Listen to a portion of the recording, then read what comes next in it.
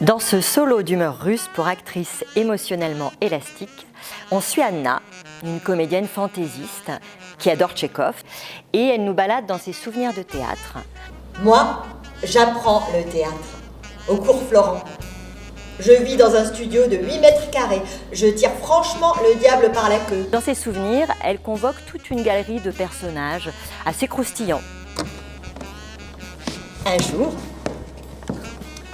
j'entre sans frapper dans les loges et je tombe sur lui, torse nu, en train d'attacher sa ceinture.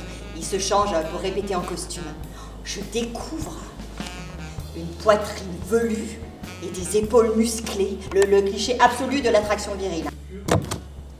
Il se sépare jamais de son chien, Mishka, qui devient souvent un accessoire ou un protagoniste des scènes d'ailleurs, hein. Sans prévenir, là. Il nous lance Mishka, nous, on le rattrape en catastrophe, puis on continue à jouer comme on peut. Non, Anna, c'est quoi cette humeur nécrologique?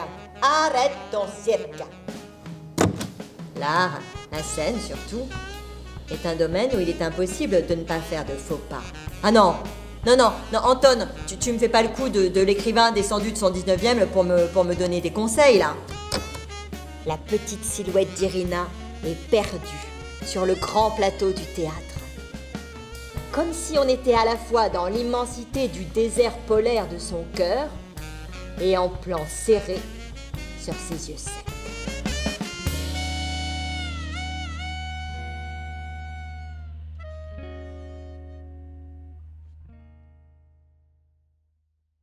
Il y a une question que je me pose. Est-ce qu'une fois morts, les acteurs laissent sur scène des traces des personnages qu'ils ont joués ?